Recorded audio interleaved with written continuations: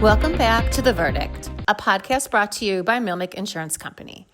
As we celebrate our 50th anniversary, we continue to deliver clear insights on navigating the complex world of medical professional liability. Join us as we cut through the noise to bring you essential information, expert perspectives, and compelling discussions designed to help you protect your practice and your patients. Be sure to like and subscribe to our YouTube channel so you don't miss an episode. My guest today is Jonathan Erman, a partner with Amabile Erman. Hi, John, and welcome back to The Verdict. I'm really excited to have you back as a guest. On our last podcast, we discussed a case involving the failure to diagnose malignant melanoma. In this podcast, we're doing something totally different. We're going in a total different direction. We are talking about a patient who reported her physician to the Office of Professional Misconduct. Before we start discussing the details of this investigation, can you explain how an investigation originates? Absolutely. Thank you very much for having me back, Tammie. This is going to be an interesting, more or less, case to discuss. So the Department of Health, which governs licensed physicians, nurses, even healthcare facilities, your hospital, your nursing home, they have jurisdiction over you as a licensee practicing medicine here in the state of New York. The Department of Health, specifically under Public Health Law Section 230, is empowered to investigate and is required to investigate all complaints made.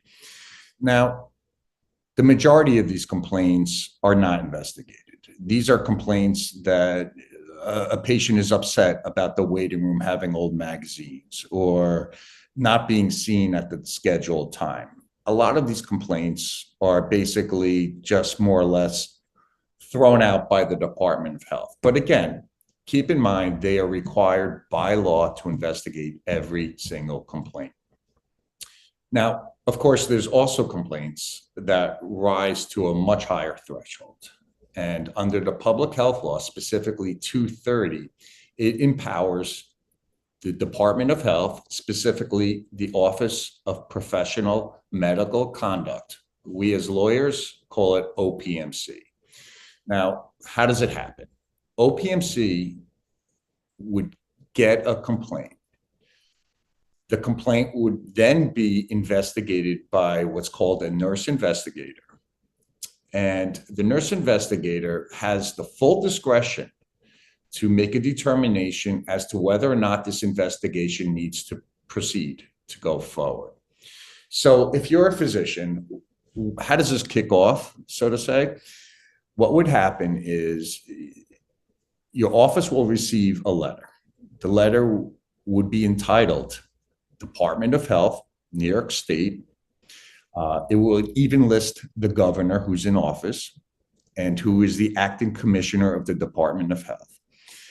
This letter will request from you as the licensed physician information pertaining to a patient. They may initially request something as innocuous as essentially the chart. I always tell my clients, if you ever receive a letter from the Department of Health that's certified, return receipt, that's the letter you really want to start looking at, not your assistant, not your medical assistant or your personal assistant. This is the one that you want to take a look at. So let's assume you get this letter. They're going to request the medical records. And you're not going to know exactly what they're investigating, but you're going to forward the medical records because it's a violation of the public health law for you not to respond to any investigation by the Department of Health. Your next letter that you will receive by the Department of Health may be one requesting that you appear for what's called an interview. Now, again, at this point, for all practical purposes, you do not know the real basis for why they are investigating you as a licensed physician. So you're going to get a letter. The first one's going to be requesting the medical records. After the meeting, the nurse investigator has an opportunity to review the medical records, maybe discuss any of the issues that they feel are sufficient enough for them to continue with the investigation with other members of the Department of Health, they then will invite you to have what's called a voluntary interview. It's at this point where things are starting to move forward. And it's at this point, and I know you're going to discuss it, but at this point, the letter will provide for the following: that you, as the licensee, are invited to have an interview with the Department of Health to discuss the facts or circumstances surrounding the care and treatment rendered with, let's just assume, patient X. You have the right to bring in an attorney. You have the right to even bring a stenographer, someone to take down every word that is discussed or spoken at this interview. This interview will be held at a government building, usually at 90 Church Street if you're located in Manhattan. It's a very big, imposing government building. You will go into a conference room. In the conference room, you hopefully would be accompanied by your attorney. You will be met by the nurse investigator who initially started off the investigation as a result of a complaint. There will also be a physician. And it's at this point where they will question you, the licensed physician, about your actions, inactions, and essentially provide you with the reason why you're under investigation. It's the opportunity for you as the licensed physician to provide your side of the story, to discuss maybe the events that led to the investigation. The interview process, while seemingly a conversation, a friendly environment, it's not. You're literally being judged by two individuals to determine your credibility and to get more information out of you. We always use the acronym KISS, right? Keep it simple. That's how you want to be at the interview.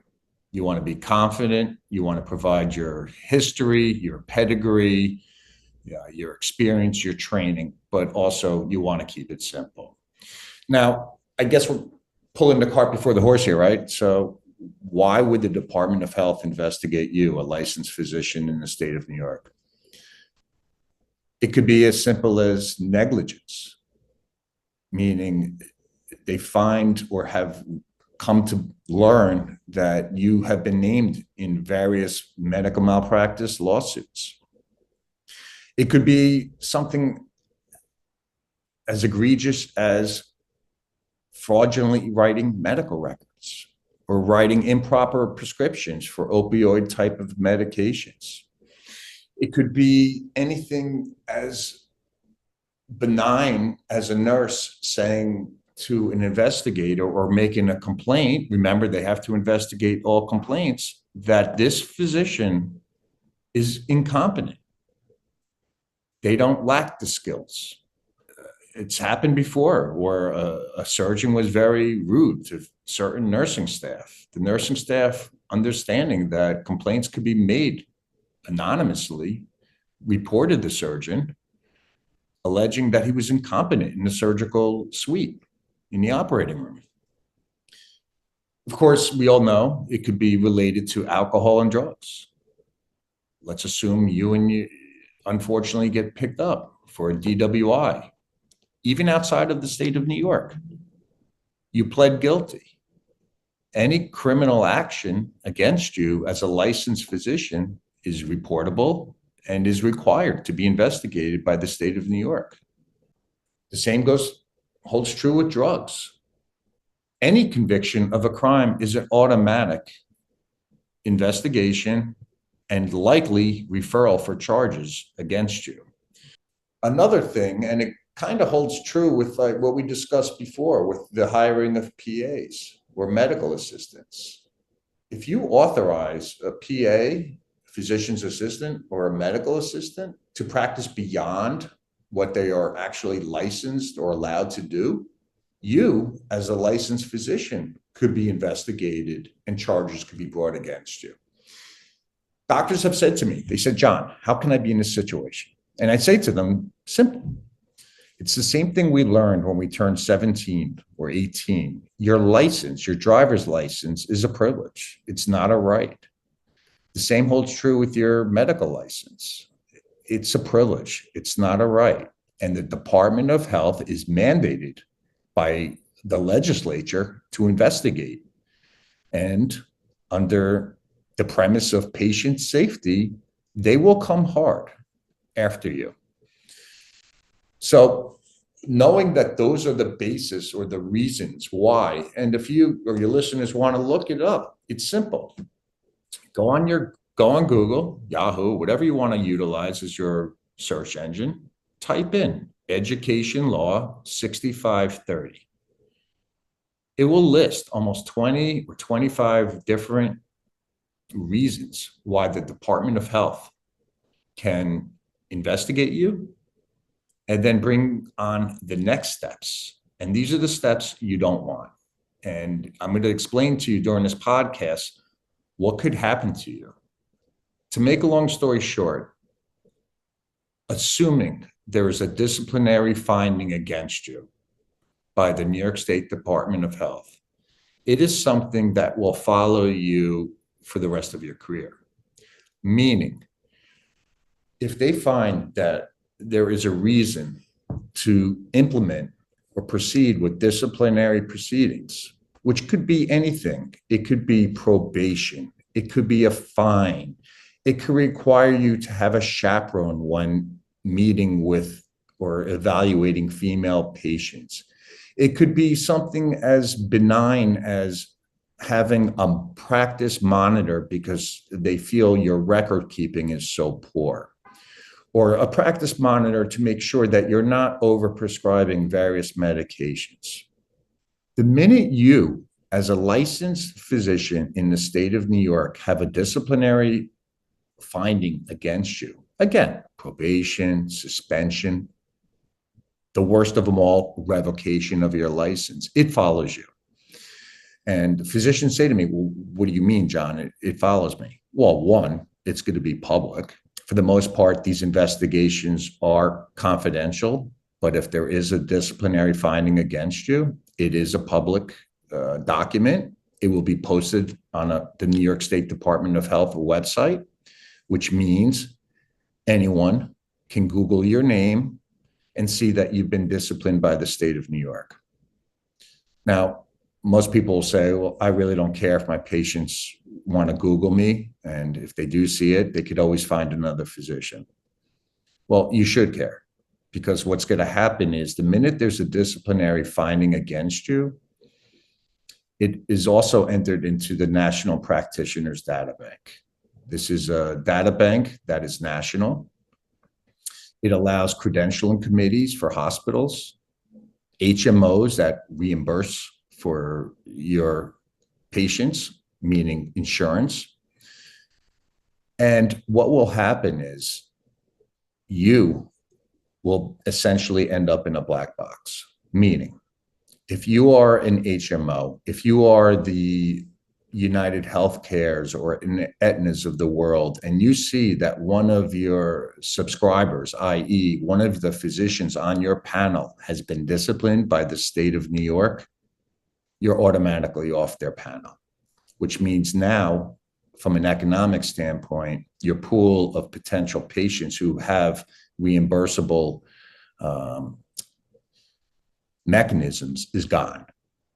It also means that other states, let's assume you are either a locum tenens, that is a physician who travels the country and works in rural locations, other states will follow what the state of New York did.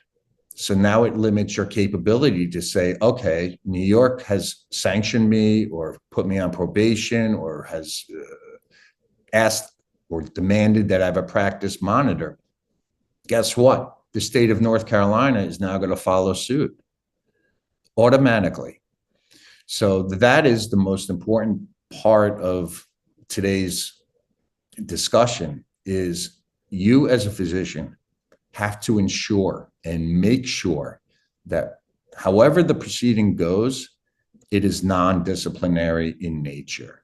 And that's where the lawyers come in, your claims consultant, if you have what's called an endorsement, and I know, Tammie, you will discuss that.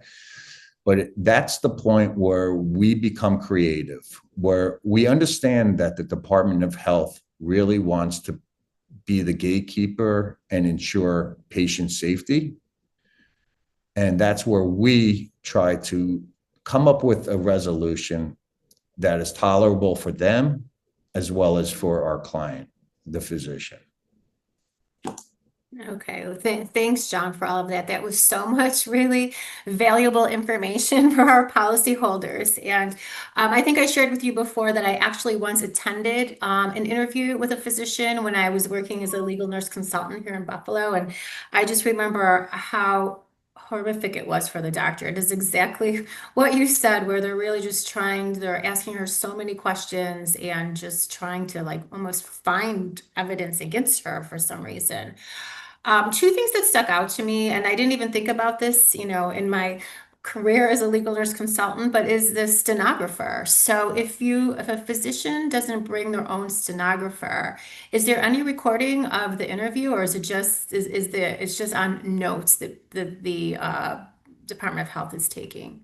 So, very good point. I would recommend you bring a stenographer, a court reporter, to take down every question and answer. Now, the reason is as follows. Following the interview, the attorney, as well as the doctor themselves, will receive what's called an ROI, report of investigation. This ROI is essentially what the nurse investigator or maybe one of their assistants basically reduces to writing what was said during the interview process. We're all human. We all make mistakes. Certain comments made by the physician, maybe a flippant comment, may come into the interview ROI. It is important, however, at least in my belief, it is important that you have a neutral court reporter, stenographer, someone who could take every word that is spoken in the interview process, because you're going to get an ROI or report of the interview. And when you read through it, there may be mistakes.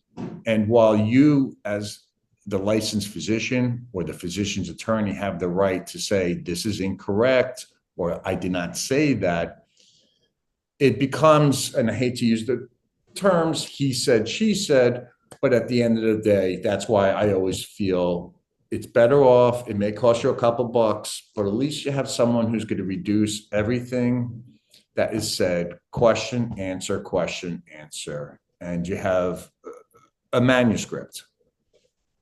And that's why I always say, you know what, pay for it. They're not going to be put off by you doing this. Again, this is your license. This is your capability to support your family. You can't say to yourself, I don't want to spend the money either for an attorney or for a court reporter for the interview process. I've actually know physicians who've gone to the interview process alone, thinking that they're going to be able to explain away potential disciplinary proceedings, one, without a lawyer, two, without essentially having any real notes during the interview process, because they're sitting there talking, trying to explain away, maybe it was an improper prescription, or maybe they were, quote, harassing a patient because the patient was just so difficult. And by the time they come to me, we're just essentially relying on whatever the nurse investigator or their assistant put forth in the ROI or the report of the interview. And I say to the physician, did you say this? No, I didn't say it. I said, well, where are your notes? There are no notes. Well, why don't you have any notes? Because I was sitting there, John, being questioned by a physician and a nurse investigator as to my conduct. And that's why I always recommend the minute you get the first letter requesting the medical records, you start thinking, what could this be about? And certainly before you are requested to come in to a government building for what's called the voluntary interview, you better have your attorney present. And I would recommend you get either a court reporter or a stenographer. I use the terms interchangeably. They are the same. It's just a third party who's going to take down question, answer. So we have a full transcription of what was said in that windowless, dark room where you're basically hoping they're not going to go to the next step. Okay, I think that is really good advice, not only for our policyholders, but also for our defense attorneys. You definitely want to get a court reporter or stenographer in that room with you. And definitely, MLMIC would never recommend going without an attorney. So physicians should know that they should always have an attorney and also put their insurance carrier on notice, which we will talk about, I think, later in the podcast. Before we get involved in the actual investigation we're going to talk about, I just had one more question about the records. So you had said when, the first thing that's going to happen is a physician is going to receive a request for medical records. Should the physician send the entire chart, like everything, including billing and reports and labs and phone calls? Or are they just supposed to send the treatment records? I think you said it was kind of vague at the beginning of what they're actually looking for. So I guess my question is, do they send everything or just treatment records? My recommendation is to be fully transparent, to send the billing records. If you have a separate pile of records which detail phone calls or demographic information, I would recommend to the physician, be as transparent. Don't make them have to come back and say, where are the billing records? Or where is the demographic information? Or is this the complete chart? Now, remember, a patient themselves can make a complaint to the Department of Health. That same patient, when making the complaint to the Department of Health, may already have their full chart that you as the physician don't realize because one of your assistants provided them pursuant to a HIPAA compliant authorization. They provided the chart to the patient, maybe under the guise of, I am going to see another physician, or my subsequent treating physician needs to see your records. So they may even have a copy of your records even before the formal request is made by the Department of Health. So if you, as the physician, start to just send dribs and drabs or pieces of the chart, I would recommend against that. Be extremely transparent, provide the complete chart, get it to them within the time frame that will be provided for in the letter. I don't see any reason why you would not be fully transparent and provide all the information. Billing records, demographic information, your progress notes, even lab results from third parties. I would provide it as if, here it is, gift wrapped it, make it look good, send it off. Okay, great. Thanks for that. So we're going to send in the entire chart if there's a request for records. Okay, listeners, this is it for today. John and I discuss a very interesting Department of Health investigation centering around the patient-physician relationship during part 2 of this podcast, which is now live on our YouTube channel. You won't want to miss this episode. And that's the verdict on OPMC matters in New York.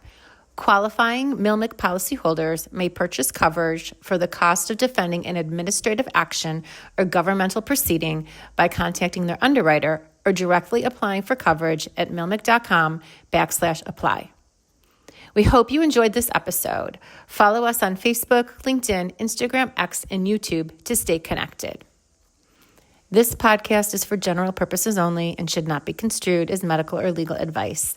This podcast is not comprehensive and does not cover all possible factual circumstances. Because the facts applicable to your situation may vary, or the laws applicable in your jurisdiction may differ, please contact your attorney or other professional advisors for any questions related to legal, medical, or professional obligations, the applicable state or federal laws, or other professional questions.